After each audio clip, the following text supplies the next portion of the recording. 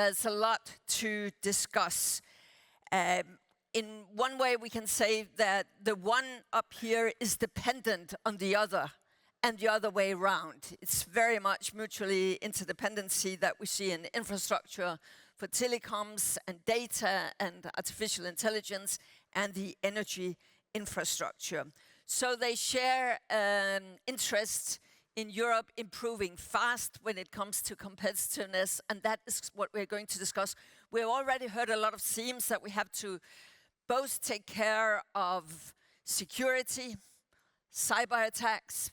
Artificial intelligence has not been mentioned so much yet, but it's one of the enablers. We also have to take care of climate and decarbonization. And at the same time, we really have many policymakers, and I think the Commissioner was also alluding to it, is very much occupied and concerned with affordability, the social fabric, as we heard about, how to do this in a manner that we will not have a lot of polarization. So what I'm going to challenge you on is the hows, not the analysis so much as what to do from here. Let's get the picture, if we can, of the bottlenecks. Because I wanted, Leo, to start with you. We sat next to each other, and sort of grids stands out there. Is that also your sort of main bottleneck? Is that also the bottleneck you would have mentioned? Well, obviously, I'm one of the largest grid operators in Europe, so I love the answer. But I think it's not the complete answer. I think it's actually, from the energy transition, it's one of the biggest bottlenecks, more than renewables. I think that we have a good addition of renewables. We just heard it from the Commissioner, but on the grids, we are struggling to add it in a meaningful way. So that's actually, it's a good answer. Thank you very much for that. But I think still affordability should be there, because we can only afford long-term the energy transition if our customers can pay for it, and and that means affordability is key. And I think that needs to be there as well. Also regulation. We'll come back to that point also. So affordability I would have added as a second, actually. Jean-François, the main bottleneck as you see it? I think it's affordability for sure. Commissioner Jurgensen has said we pay our energy 2-3 times more, so that's one. The security, because our supplies are more fiddle and more less reliable than, for instance, the US or Japan, that signed much more longer term contracts with the suppliers than we did, so we're much more reliant on these so-called spot markets, which makes our energy more expensive. And then when it comes to electrification, I think we have the tendency in Europe to take it the other way around. We rush into electrification of our cars, but we don't look enough at the supply side. On one hand, we have done extraordinary progress in producing renewable energy. I do agree with my friend Leo, you have to transport that. One of the main flaws we have in Europe is also the interoperability of the grids between Europe, the transportation capacity between countries that has to be increased. What I heard years ago already, when we talked to the French president about the connecting France and Spain in terms of electricity grid more, he alluded to the Pyrenean shepherds and how difficult they were to handle to pass the lines. That goes to the permitting, to the bureaucracy, to the whole thing. So he was alluding to the French fleet who was patrolling in the Gulf of Brittany to protect the installation of windmills. So I think we have to look at the political will that is underpinning building capacity for renewables, but also the interconnectivity. Those are very concrete examples. And there we heard that the Commissioner sort of argued that they had almost had to put their hands, not on the Bible, but on the Draghi report. And he mentioned that in the Draghi report, energy is mentioned. Did he say more than 700 times, Leo? And I know that you think highly of the Draghi report, but not when it comes to energy. Why is that? Yeah, I think the key point of the Draghi report is that we need to build a real European common market, not only of goods, but also of services. and that we need to drive innovation at scale on a European level, that we need to have a capital markets union, and I subscribe 150% to everything of that. We will not have the power to play if we don't implement that.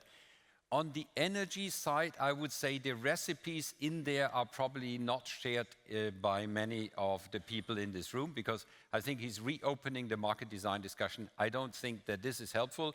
So I would say the intention of Draghi to create a stronger European market, tick it off. The recipes he's providing for energy, I would say, are the wrong ones. So what is the right recipe, Leo? I think the right recipe is more market, not less. It's actually sending signals, for example, risk allocation to investors and not regulating even more. We need a regulated part of infrastructure is regulated, but what is not regulated should not be regulated. We should have market forces working. We need lots of CapEx deployment. CapEx allocation is the one thing that markets always get better than politics. And so we should leave it to markets to do the proper capital allocation. This is why on that side I'm fundamentally opposed, but I would be to be very clear, I'm a big fan of Letta and Draghi. I think they have put the right direction out there for Europe. It's more Europe and more competitiveness. I'm just disagreeing on one little detail which was mentioned 700 times. Okay, just on energy. But Jean-François, it's easy to see what is not going right and fast enough right now, but and also what we would like to see more of. But what would you need in order to see the market fasting forward the actions that are needed? As chairing the ERT, which represent the industry, the European industry as a whole, it is difficult for me to pinpoint, as Leo does, one particular point. I think I was only glad to hear that Mrs. von der Leyen made all her commissioners swear on the Draghi report, because we do believe, and there is a consensus amongst industrialists, that if you would exercise or apply what's in the Draghi report for 80%, we will be a growth continent again. And I think we have to realize that at the core of it, we need first of all to reactivate the most precious thing we have, which is our single market. The single market has deteriorated for the last 10 years because of the profligacy of all directives which were implemented diversely in different countries and has only raised intra-European trade barriers for goods, but essentially also for services and probably for industry. It's a general sickness. We have to address that. We have a market which is larger than the US market. We do not exploit it to its full potential. And then the second thing is to address what we call the energy trilemma, which boils down again to having, the supply security, the pricing. It's very important. We are losing all our energy-intensive industries. We cannot prosper if we don't have we should not hold to everything, but if we don't make steel tomorrow, the whole knowledge will be lost, and we will create yet another dependency for Europe in the longer term. So it's important. And so the last thing is the decarbonation that we have to take seriously. I think Mr. Jorgensen made a very good point, which is, the planet is sick if we continue to pollute it as we do it. But growth is not antagonistic, I think, to doing the things better as an industry. But I would like to get one step even deeper than because Leo, you also mentioned as the first thing that should have been up there, you mentioned affordability. But you want more market, you want more market actors to invest even more. That is what is needed, for instance, in the grid. And at the same time, you also have to take care of affordability for households and for companies, as Jean-François is alluding to. How do you align this? What will be the specific tools needed? First, I think, let me just say one thing to Jean-François. I love it that we are sitting here together, because as an industry, as a utility industry, we were talking lots between us, but we were not talking enough with our customers. So I think it is important. We can prosper only in the long term if our customers prosper, and vice versa. Yeah? So, and therefore it's just a great signal that we're sitting here. Now, I think it's not a contradiction to ask for more affordability in the same time, like for more markets. Actually, just the other way around. I'll just give you one example. I have right now in Germany, like, I don't know exactly the number, something like 300 gigawatts of battery connection requests. If we now, if we connect those batteries, cost will go up. Why? Because the battery investors do not get any market signals. They don't realize any risks. So kind of like they are optimizing their own business case, and I have just to connect it. And I can't charge them on a kind of like, I can charge them something, but I can't charge them market-based for what they are really doing. So I think if we would have a market mechanism in place, that would be better. If we would have a queue management that is just based, you want a connection, you pay, you build it, you get the money back, you don't build it, it's lost. That moment, we would have more markets, and I bet we would have less unreasonable requests which are just clogging up the system. So I think more markets would make our system Unreasonable more affordable. requests, that is politics. No, actually it's also business operators. If it's for free to ask a utility for connection request, I will ask 25 different requests to figure out my optimum. And I'm just gonna charge the system for 25 requests, and I'm not paying for it. If I would need to pay a reservation fee, I would think before asking. And so, by actually, we have regulation in place which incentivizes a behavior that is socializing cost to the system, which is then socialized to customers. And I think the cost of the actions of investors should be with the investors. Jean-François, you are nodding, but isn't there a dilemma when it's also about security and the whole security dimension, the time scale that we need to sort of respect here? Are you really confident that market actors, if only they were sort of let free, that they could really do all these things at the same time fast enough?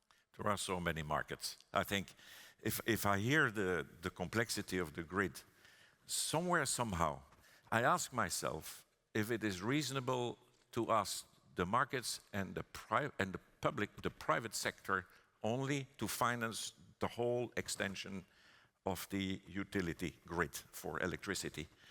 I'm not a specialist, but I ask myself, this is such a huge investment that has to be made on such a compressed timeline.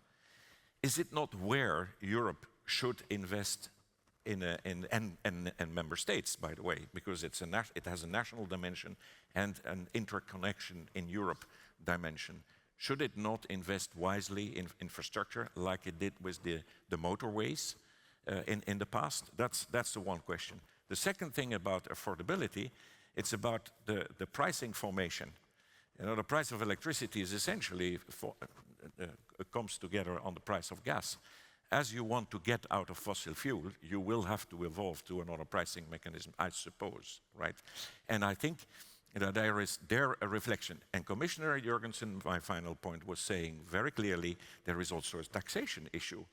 Now, the good news is that by the fact that our energy was twice as expensive or 3 times more expensive than the US, we have been, as a European industry, paying a lot more attention to energy efficiency, like the Japanese. We're most probably the most energy efficient industry in the world.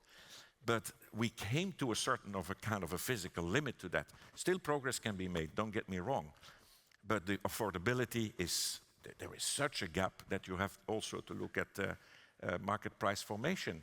And I think the more we move into renewable and the more we go perhaps on the longer term back and more into nuclear, I suppose pricing mechanism will be also an important lever to make energy more affordable.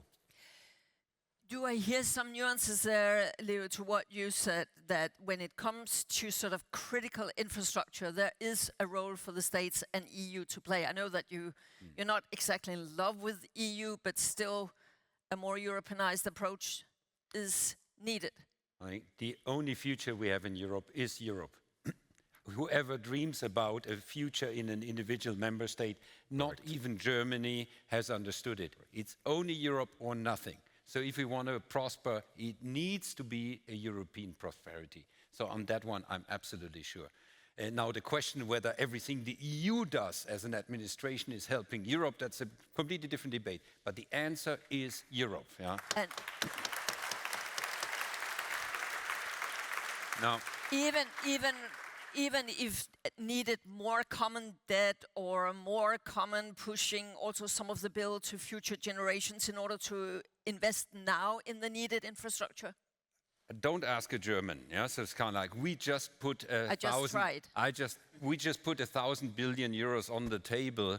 Don't push us now for common debt. Yeah, it's kind of like just spend 1,000 billion first, and then we'll see. Yeah? So but I would say one thing. I think there is one place where we might disagree with all friendships.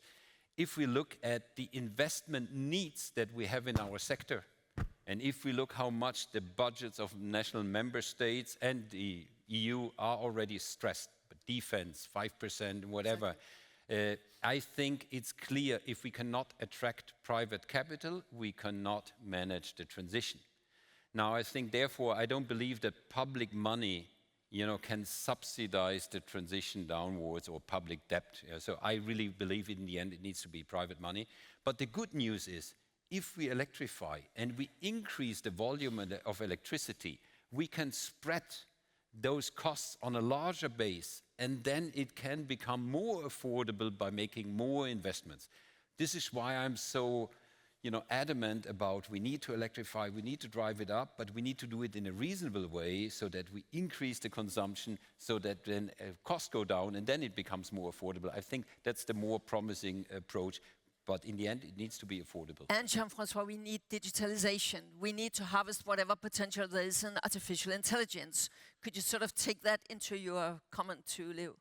I think Europe should do its utmost best not to lose a place in the digital supply chain that is a worldwide supply chain. That is important. Now, the good news is, take a company that's a single company, but behind that company there is an enormous ecosystem that spans over the Netherlands, Belgium, France, and Germany to a large extent, which is ASML in the Netherlands, and produces the chips printing machines.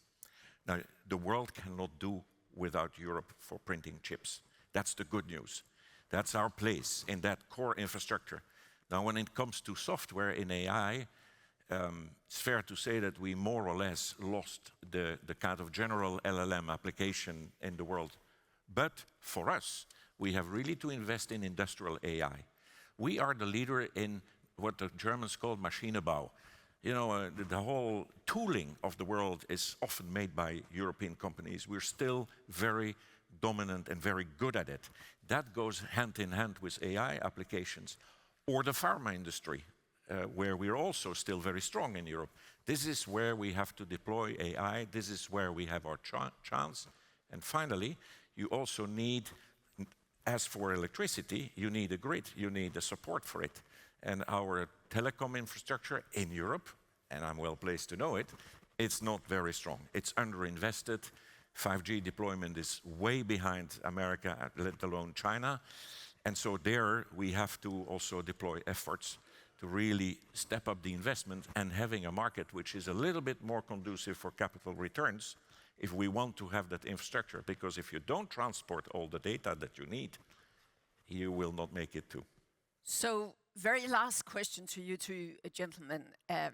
We have a new commission now in 5-6 months into the job. There's still 4.5 years to go. And we have really many themes here already, and there are many things on their to-do list.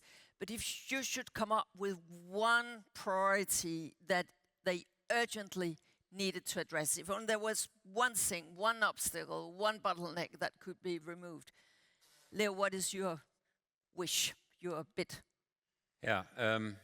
Now, I'm not going to say something on energy, despite everybody here in the room being an energy guy, because I think what we really need to get right is that we bring the scale of Europe to matter and to make a difference, whether it's in the capital market union, and we need at least some significant steps forward on that one, or whether it's in innovation, or including AI. So I think we need to make sure that Europe uses its scale and that we are not 27 national markets that are somehow unified by a bureaucracy. That would be great.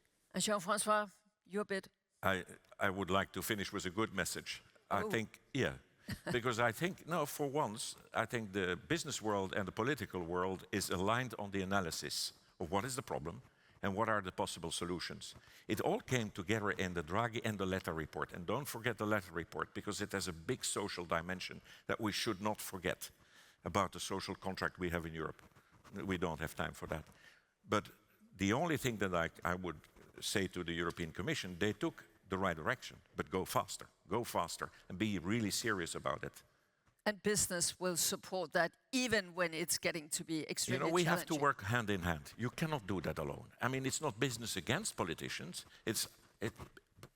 I believe in the supremacy of politics. I mean, they organize society for us, but we have to work hand in hand, not only with the citizens and the voters, but also those who provide for the employment and a part of the meaning of life of many of our citizens here in Europe. So in that sense, you ended on the note on cooperation between sectors, silos, but also private and public partnerships in many ways. Thank you so much. Go for it. And yes, thank you for us. Thank you. Thank you. That was great.